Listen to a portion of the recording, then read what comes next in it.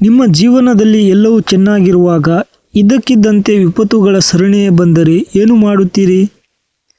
ದೇವರಿಗಾಗಿ ಬದುಕಿದ ಒಬ್ಬ ವ್ಯಕ್ತಿ ತನ್ನ ಸಂಪತ್ತು, ಮಕ್ಕಳನ್ನು ಮತ್ತು ಆರೋಗ್ಯವನ್ನು ಕಳೆದುಕೊಂಡರೆ ಆತ ದೇವರ ಮೇಲಿನ ನಂಬಿಕೆಯನ್ನು ಉಳಿಸಿಕೊಳ್ಳಲು ಸಾಧ್ಯವೇ? ನಮಸ್ಕಾರ. ಇಂದಿನ ನಮ್ಮ ಸಂಚಿಕೆಯಲ್ಲಿ ಮಾನವನ ಇತಿಹಾಸದಲ್ಲಿ ಅತಿ ಹೆಚ್ಚು ಕಷ್ಟವನ್ನು ಅನುಭವಿಸಿದ ಒಬ್ಬ ವ್ಯಕ್ತಿಯ ಕಥೆಯನ್ನು ನೋಡಲಿದ್ದೇವೆ. ಆತನೇ ಯೋಬ. ಯೋಬನ ಪುಸ್ತಕವು ಕೇವಲ ನರಳುವಿಕೆಯ ಕಥೆಯಲ್ಲ, ಆದರೆ ನಂಬಿಕೆ, ದೈವಿಕ ಪರಮಾಧಿಕಾರ ಮತ್ತು ಮಾನವ ಸಹಿಷ್ಣುತೆಯ ಅತ್ಯುನ್ನತ ಪಾಠವಾಗಿದೆ.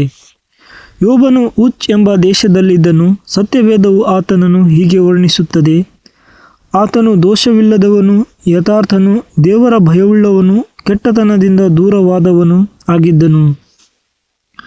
ಯೋಬನು ಆ ಕಾಲದ ಪೂರ್ವ ದೇಶದವರಲ್ಲಿಯೇ ಅತ್ಯಂತ ದೊಡ್ಡ ಶ್ರೀಮಂತನಾಗಿದ್ದನು.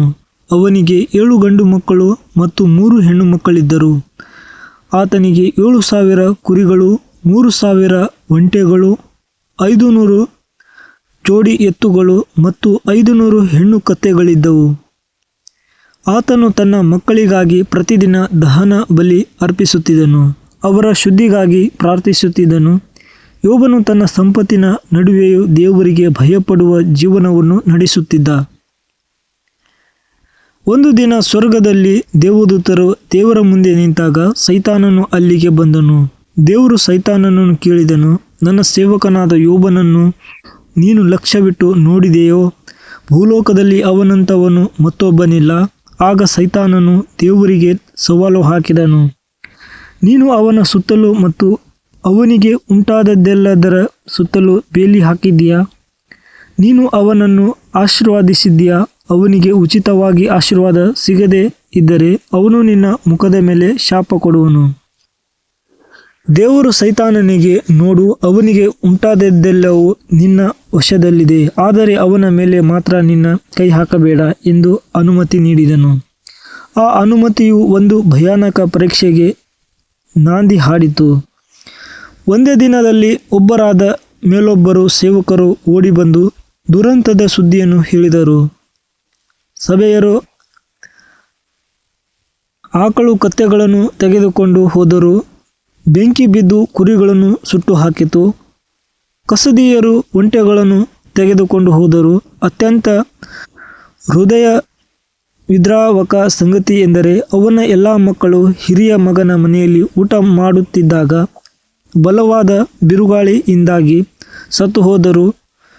ಯೋಬನ ಸ್ಥಿತಿ ಊಹಿಸಿ ಅವನ ಪ್ರತಿಕ್ರಿಯೆ ಏನಾಗಿತ್ತು? ಯೋಬನು ನೆಲಕ್ಕೆ ಬಿದ್ದು ಅಳುತ್ತಾ, ನಾನು ಬರಿಗೈಯಾಗಿ ತಾಯಿಯ ಗರ್ಭದಿಂದ ಹೊರಗೆ ಬಂದೆನು, ಬರಿಗೈಯಾಗಿ ತಿರುಗಿ ಹೋಗುವೆನು. ಯೆಹೋವನೇ ಕೊಟ್ಟನು, ಯೆಹೋವನೇ ತೆಗೆದುಕೊಂಡನು, ಯೆಹೋವನ ನಾಮಕ್ಕೆ ಸ್ತೋತ್ರವಾಗಲಿ. ಯೋಬ 1:21 ಎಂದು ಹೇಳಿ ದೇವರ ವಿಷಯದಲ್ಲಿ ಪಾಪ ಮಾಡಲಿಲ್ಲ. ಯೋಬನ ನಂಬಿಕೆ ಸೈತಾನನ 2ನೇ ಸವಾಲಿಗೆ ಕಾರಣವಾಯಿತು. ಸೈತಾನನು ಮತ್ತೊಮ್ಮೆ ದೇವರ ಅನುಮತಿ ಪಡೆದು ಯೋಬನ ದೇಹದ ಮೇಲೆ ಕೈ ಹಾಕಿದನು. ಯೋಬನಿಗೆ ನೆತ್ತಿಯಿಂದ ಕಾಲಿನವರೆಗೂ ಕೆಟ್ಟ ಹುಣ್ಣುಗಳು ಬಂದವು. ಆತನು ಬೂದಿಯ ಮೇಲಿನ ಕುಳಿತುಕೊಂಡು ಒಂದು ಹೆಂಚಿನ ಚೂರನ್ನು ತೆಗೆದುಕೊಂಡು ತನ್ನ ಹುಣ್ಣುಗಳನ್ನು ಕರೆದುಕೊಳ್ಳುತ್ತಿದ್ದನು. ಈ ದುಸ್ಥಿತಿಯಲ್ಲಿ ಅವನಿಗೆ ಸಾಂತ್ವನ ಹೇಳಬೇಕಾಗಿದ್ದ ಅವನ ಹೆಂಡತಿಯು, ನೀನು ಇನ್ನು ದೇವಭಕ್ತಿಗೆ ಹತ್ತಿಕೊಂಡಿರುವೆಯೋ? ದೇವರನ್ನು ಶಪಿಸಿ ಸಾಯಿ ಎಂದು ಹೇಳಿದಳು.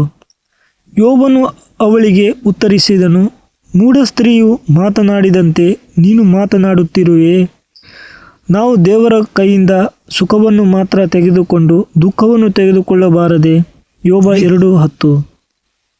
ಈ ಎಲ್ಲ ಕಷ್ಟದಲ್ಲೂ ಯೋಬನು ತನ್ನ ಬಾಯಿಯಿಂದ ಪಾಪ ಮಾಡಲಿಲ್ಲ.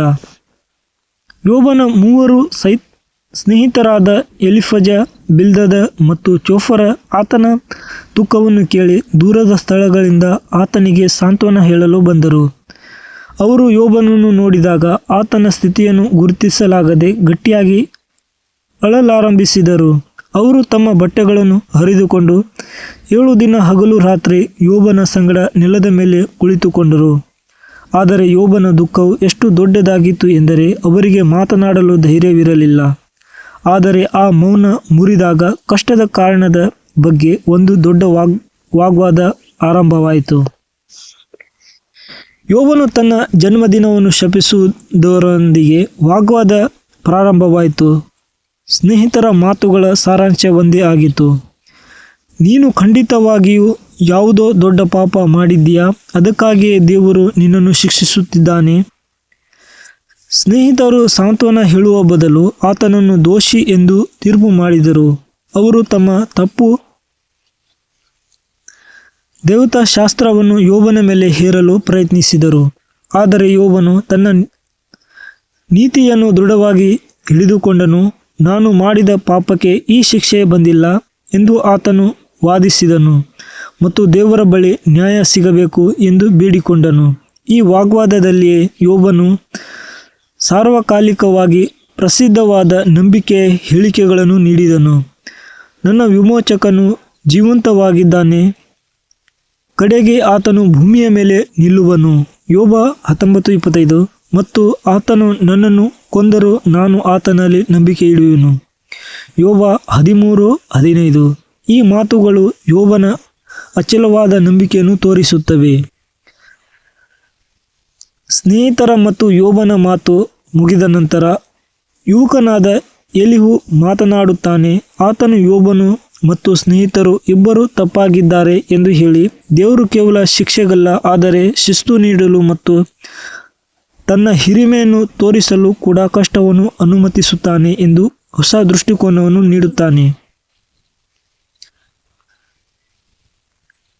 ವಾಗ್ವಾದವು ಉತ್ತುಂಗಕ್ಕೇರಿದಾಗ ದೇವರು ತಾನೇ ಸುಂಟರಗಾಳಿಯ ಮೂಲಕ ಉತ್ತರ ನೀಡಲು ಬಂದನು. ದೇವರು ಯೋಬನನ್ನು ಪ್ರಶ್ನಿಸುತ್ತಾನೆ. ಈ ಮಾತುಗಳು ಯಾವುದೇ ಪಾಪದ ಕಾರಣವನ್ನು ನೀಡಲಿಲ್ಲ, ಬದಲಾಗಿ ದೇವರ ಅಪಾರ ಶಕ್ತಿ, ವಿವೇಕ ಮತ್ತು ಸಾರ್ವಭೌಮತ್ವವನ್ನು ಪ್ರಕಟಿಸಿದವು. ನಾನು ಭೂಮಿಗೆ ಅಸ್ತಿವಾರ ಹಾಕಿದಾಗ ನೀನು ಎಲ್ಲಿದ್ದೆ? ಯೋಬ 38:4. ದೇವರು ಯೋಬನ ಸೃಷ್ಟಿ ಮತ್ತು ಪ್ರಕೃತಿಯ ಬಗ್ಗೆ, ಜ್ಞಾನ ಮತ್ತು ನಿಯಂತ್ರಣದ ಬಗ್ಗೆ ಸವಾಲು ಹಾಕಿದನು.